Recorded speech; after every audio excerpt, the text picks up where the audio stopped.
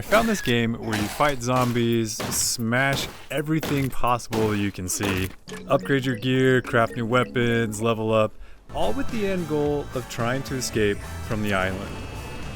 But first, here's a little bit of background context that will make sense at the end of the video. So I escaped and left everything behind. Again. There was the accident, of course. Something wrong with the escape pod thruster. I lost my arm. I know, a bit silly. I just need you to remember that part. As we crawl out of our shelter, we start to learn and become familiar with the world around us. Yeah, let's get a fire going.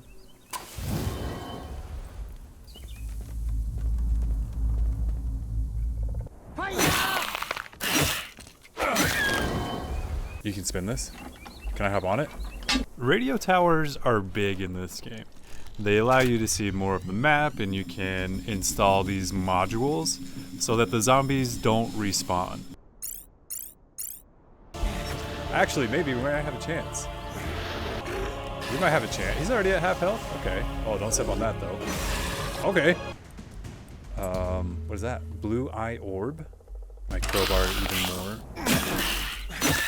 So that's that, there's our new zombie sound. We access this terminal and find out that there are 4 link tower relays that we need to go activate. With 2 down, we're tired and we decided to fish. Oh no, he sees us, he's so fast. Run, run, run. Oh, no, oh, there's 2 of them. No. We made it. No way, did the cutscene save us? We then stumble across a stone tablet, and what these tablets do is they provide a little bit of history about the island, kind of why things are the way that they are.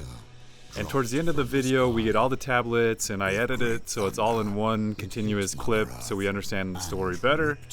With all 4 link relay towers now activated, we let down the gate, find our escape pod, but soon realize we're missing some fuel cells. We then go to the radio tower, scan for fuel cells, and learn that they're at each corner of the map.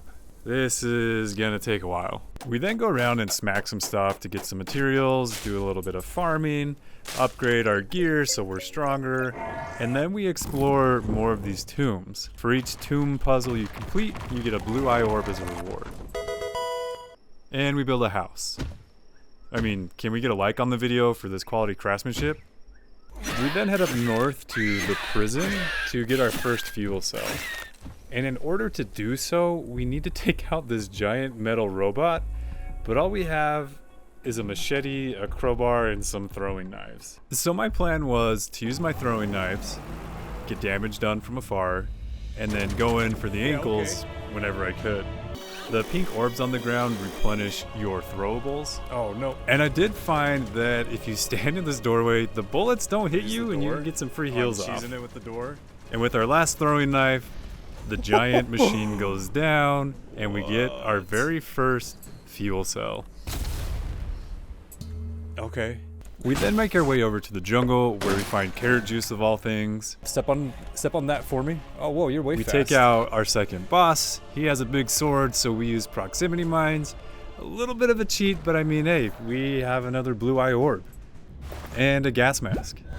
For no reason at all, we upgrade our proximity mines and craft this item which allows us to carry more. With another fuel cell collected, we head back to our escape pod and load in the fuel cells. Okay. And here I tried to close the gate, but I missed, ran into the fence, and the zombie got me. Anyways, we found an orange key in this dresser, went to the back of the junkyard, pulled off the leaves, and we got a katana. So we mined some iron, smelt it down,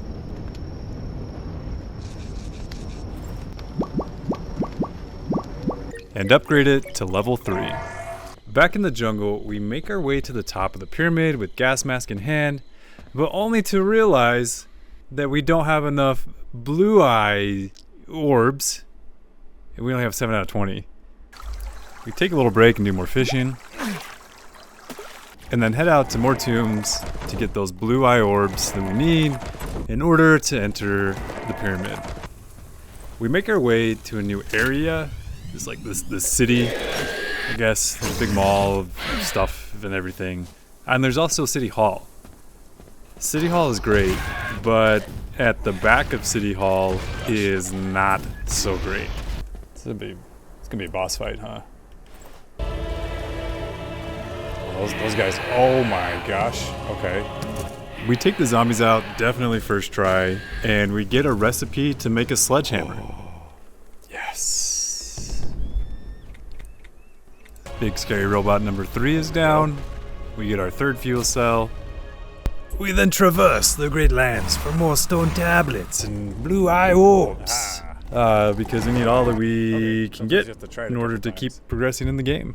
And then, we then make our way to our 4th and final fuel cell. In order to do so, we have to drain the dam where we find the robot just chilling at the bottom with all the fish.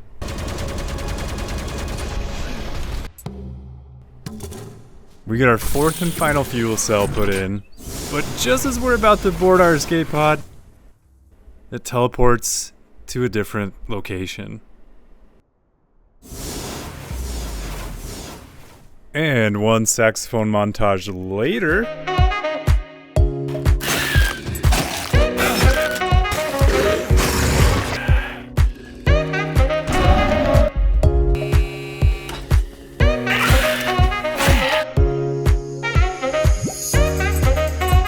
we find another tablet. Not our escape pod, but we'll find that here in a little bit. But that means we can learn the history of the island. It all started when the great blue tear dropped from the sky. With great thunder, it hit Mother Earth and ripped her open. This is how manna came to us. The bittersweet gift from the sky. The bringer of great knowledge, the one-armed king, descended to us from the skies. We welcomed the king to our tribe. We greeted him as one of our own. The one-armed king taught us about manna. We learned to make many great things, but only the king knew sorcery without manna. Why would he not teach us this? For 1,000 years, the tribe flourished. We built great cities, and we praised the one-armed king. But we should not have done this. Then came the horrible pestilence. It has taken many of us, but we are fighting it. But how come the one-armed king was not affected? Did the king bring this upon us? The wise elders confronted the one-armed king. You brought this on us, said the elders. You are the pestilence. The one-armed king could not convince the wise elders with his lies and deceit. Death was sentenced. The brave warriors grabbed the one-armed king while he was sleeping. The king was thrown into the deepest pit on the island. We all watched. Surely the pestilence would end now. But when we returned to our village, the king was already waiting for us there. I forgive you, said the immortal king. But we didn't believe his lies and deceit. He is a snake. The wise elders now knew what was to be done. A great pyramid tomb was built. With heavy hearts, we buried the immortal king deep inside the tomb, buried alive so he cannot die. On silent nights, we can still hear the screams of the immortal king echoing from the tomb. There is no escape for the king. So you remember that thing I told you to remember at the beginning of the video? Something wrong with the escape pod thruster? I lost my arm. I think we might be... There's only one place for us to go now.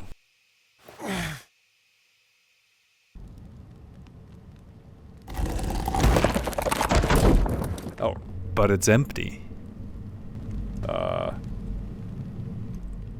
We find this strange audio log on our way to the escape pod.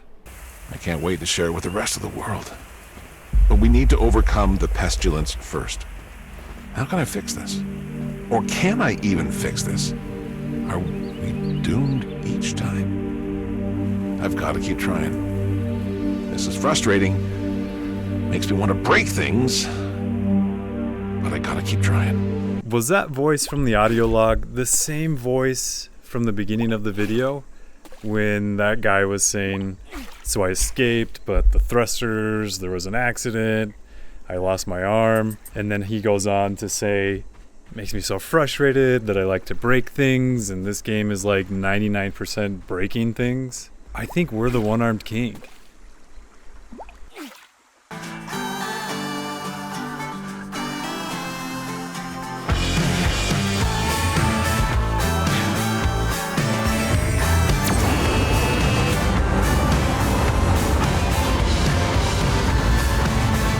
So I escaped and left everything behind. Again. There was the accident, of course. Something wrong with the escape pod thruster. I lost my arm. But that was only the beginning. I did run